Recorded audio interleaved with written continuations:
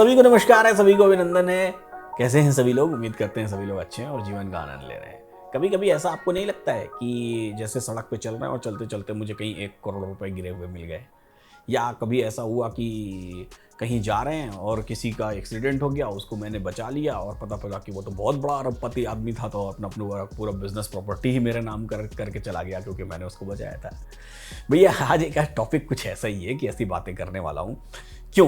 क्योंकि वर्ल्ड के most popular billionaires में से एक हैं श्री रतन टाटा जी, विद जीरो हेटर्स कह सकते हैं। और तलाश हो रही है उनके उत्तराधिकारी की कि कौन है उनका उत्तराधिकारी, तो क्या क्राइटेरियाज है उस बारे में हम बात करने वाले हैं। फिलहाल अभी के लिए आपसे निवेदन है कि इस वीडियो को पूरा देखिए और आपके मन में भी ये सवाल आता है कि नहीं, ये मुझे बताइए। इन्वेस्टिंग रेडी चैनल को सब्सक्राइब नहीं किया है तो सब्सक्राइब कर लीजिए, बेल आइकन प्रेस कर दीजिए। वर्ल्ड के मोस्ट पॉपुलर बिलियनर्स में से एक हैं श्री रतन टाटा जी, विद जीरो हेटर्स। आप किसी बिजनेसमैन को पसंद करते हैं या फिर नहीं करते हैं, पर रतन टाटा जी इकलौते ऐसे बिजनेसमैन हैं जिनकी रिस्पेक्ट हर कोई करता है और करनी भी चाहिए। अब जितना बड़ा दिल उनके पास है, किसी और के पास थोड़ा ही है। कोई आपदा आई हो या कोई दुर्घटना हो, रतन टाटा जी सबसे पहले मदद का हाथ बढ़ाते हैं। और अगर आप रतन टाटा जी के बारे में थोड़ा सा भी जानते हैं तो पता होगा आपको कि उन्होंने आज तक कभी शादी नहीं की। अब शादी नहीं की तो हर किसी के मन में यह भी सवाल आता है कि भैया आखिरकार रतन टाटा जी के बाद रतन टाटा जी का अगला उत्तराधिकारी कौन होगा? कौन होगा जो देश के सबसे बड़े बिजनेस ग्रुप्स में से एक टाटा सन्स, जिसकी मार्केट वैल्यू $176 बिलियन है, कौन उसे संभालेगा? क्या आपके अंदर ये योग्यता है भैया? वहीं अगर रतन टाटा जी की पर्सनल नेटवर्थ की बात करें तो पर्सनल नेटवर्थ में उनकी टोटल नेटवर्थ है 3800 करोड़ रुपीस। किसको मिलेगी भविष्य में? और इन सारे सवालों का जवाब जानना है तो ये जरूरी है कि रतन टाटा जी की जो कंपनी है, जो टाटा ग्रुप है, वो देश की इकोनॉमी में बहुत इंपॉर्टेंट रोल प्ले करती है। अगर हम टाटा और रिलायंस सिर्फ इन दो कंपनीज को मिला दें, सिर्फ इन दो ग्रुप्स को मिला दें, तो ये देश की इकोनॉमी में 5% कंट्रीब्यूट करते हैं। और टाटा जी जो है देश के second highest tax payer corporate group हैं, जिन्होंने पिछले साल लगभग 30,000 करोड़ रुपीस का टैक्स पे किया था। 30,000 करोड़ रुपीस, कितने जीरो होते हैं कमेंट बॉक्स में बताएंगे। यही नहीं, ये ग्रुप देश में सबसे ज्यादा चैरिटी करने वाला बिजनेस ग्रुप भी है। पर ये बताने से पहले कि कौन बन सकता है टाटा सन्स का अगला उत्तराधिकारी, उससे पहले आपको इस ग्रुप के बारे में कुछ और खास बातें बता देता हूं। पहले एक ट्रेडिंग कंपनी थी जो बाद में textile, street, hotel, automobiles, telephones, IT sector, सभी सेक्टर्स में इन्होंने अपने पांव फैला लिए। जमशेदजी टाटा ऐसे पहले बिजनेसमैन थे क्योंकि उस समय अंग्रेजों का नियम रूल था, लेकिन फिर भी उन्होंने अपने वर्कर्स को मील्स, फंड्स और लिमिटेड वर्किंग जैसी फैसिलिटीज देना शुरू किया था। उनके बाद उनके बेटे आए दोराबजी टाटा। दोराबजी टाटा कंपनी के चेयरमैन बने और फिर उनके बाद आए जीआरडी टाटा, जो कंपनी के अगले उत्तराधिकारी बने। उन्होंने ही 1942 में देश की पहली एयरलाइंस कंपनी एयर इंडिया की शुरुआत की थी, जिसे बाद में गवर्नमेंट ने खरीद लिया था। और उसके बाद फिर से वापस से, अभी लास्ट ईयर आपने न्यूज में सुना होगा कि टाटा जी ने इस कंपनी को वापस से गवर्नमेंट से खरीद लिया है। अब एक इंटरेस्टिंग बात और बताता हूँ। रतन टाटा जी आरडी टाटा के गोद लिए भाई नवल टाटा के बेटे हैं, है ना।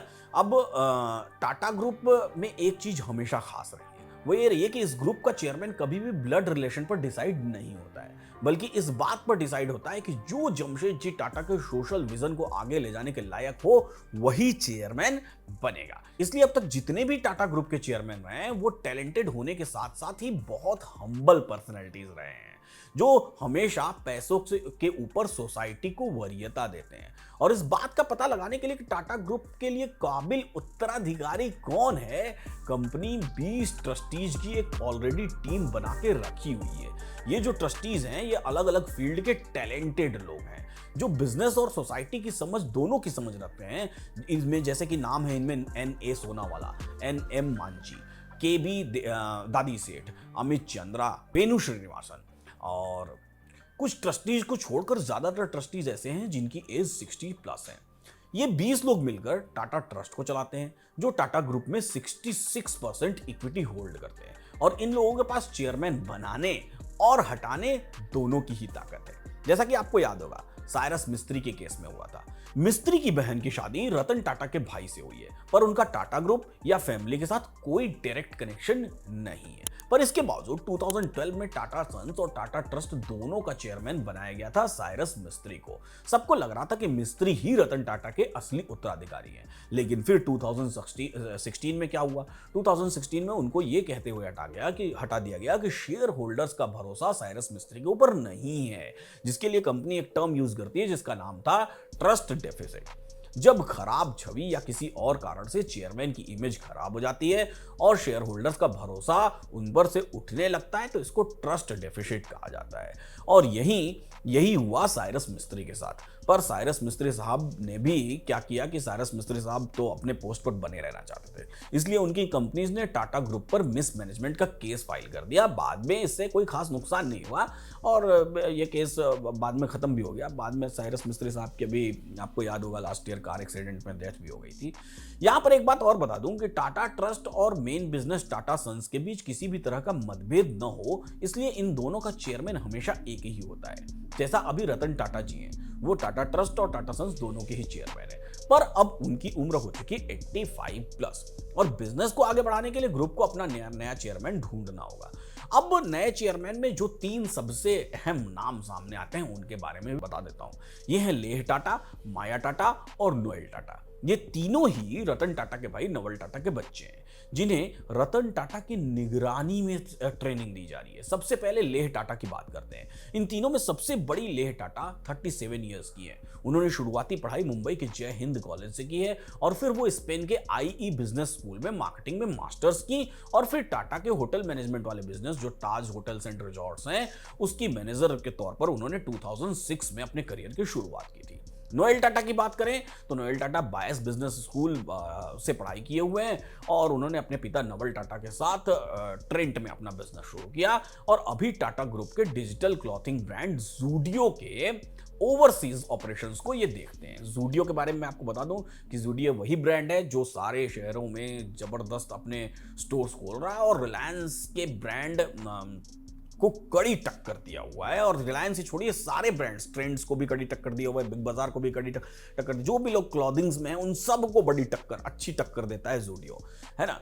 अब एक इंटरेस्टिंग और मजेदार बात बताता हूं। जो नोएल टाटा हैं, इनकी शादी मानसी किर्लोस्कर से हुई है और मानसी किर्लोस्कर किसकी लड़की हैं? विक्रम किर्लोस्कर की लड़की है। किर्लोस्कर ग्रुप भारत में जापानीज कंपनी टोयोटा की subsidiary company Toyota Kirloskar private limited को भी ओन करती है और इस कंपनी में करंट CEO जो है वो मानसी किर्लोस्कर ही है। इसका मतलब ये हुआ कि अगर नोएल टाटा को चेयरमैन बनाया जाता है तो आधे से ज्यादा इंडियन ऑटोमोबाइल इंडस्ट्री को ये लोग कंट्रोल, दोनों हस्बैंड वाइफ मिलकर कंट्रोल करने लगेंगे। खैर, अब आखिर में बात करते हैं माया टाटा की। तीनों भाई बहनों में सबसे छोटी माया टाटा ने यूके में के बायस बिजनेस स्कूल और यूनिवर्सिटी ऑफ वॉरविक से अपनी बिजनेस मैनेजमेंट की पढ़ाई की।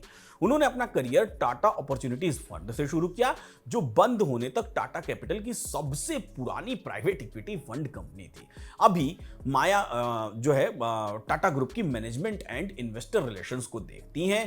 तीनों ही भाई बहन की अपनी अपनी खूबियां हैं और तीनों ही अपने अपने फील्ड में मास्टर हैं। लेकिन फिर भी जैसा मैंने वीडियो के शुरू में ही बताया था कि टाटा ग्रुप का चेयरमैन बनने के लिए सिर्फ टैलेंटेड होना काफी नहीं है। और एक बात और आपको खास बता देता हूं कि टाटा साहब ने सुप्रीम कोर्ट में अपने सबमिशन में कहा था, क्लियरली कहा था कि उनका परिवार बिजनेस में इन्वॉल्व जरूर है पर उनके परिवार के किसी भी तरह का कोई खास अधिकार नहीं है। परिवार का सदस्य चेयरमैन बनेगा या नहीं बनेगा ये उसके टैलेंट पर डिसाइड होगा और ये जरूरी नहीं कि टाटा सरनेम वाला व्यक्ति ही इस पूरे टाटा ग्रुप का असली उत्तराधिकारी होगा, क्योंकि एट द एंड कंपनी को कोई ऐसा चाहिए जो टाटा की ग्रोथ और उसके सोशल विजन दोनों को साथ लेकर के चले। वहीं बात रही रतन टाटा के पर्सनल प्रॉपर्टीज की, तो अपनी सबको पता है, ये तो जग जाहिर है कि वो अपनी इनकम का 60 to 65% चैरिटी में डोनेट कर देते हैं। इस कारण से बहुत हायर चांसेस हैं कि उनके बाद उनकी प्रॉपर्टीज जो होगी वो उनकी चैरिटी ट्रस्ट को ही डोनेट कर दी जाए। वैसे आपको क्या लगता है टाटा ग्रुप का अगला चेयरमैन कौन होगा? क्या आपको भी लगता है कि टाटा ग्रुप की तरह दूसरे बिजनेस ग्रुप्स को भी अपने चेयरमैन को सरनेम के बेस पर नहीं बल्कि टैलेंट के बेस पर चुनने चाहिए? और ये तो हालांकि वैसे बॉलीवुड में शब्द चलता है लेकिन फिर भी मैं यहाँ इस्तेमाल कर रहा हूँ। और बिजनेस में चलते आ रहे नेपोटिज्म को खत्म कर देना चाहिए? नहीं। और एक राय और हो सकती है आपकी, वो हो सकती है कि बिजनेस भैया बनाया है बाप दादा ने बड़ी मेहनत से, तो भैया ऑब्वियस ही चीज है, उनके परिवार के लोगों का पूरा हक है उस पर।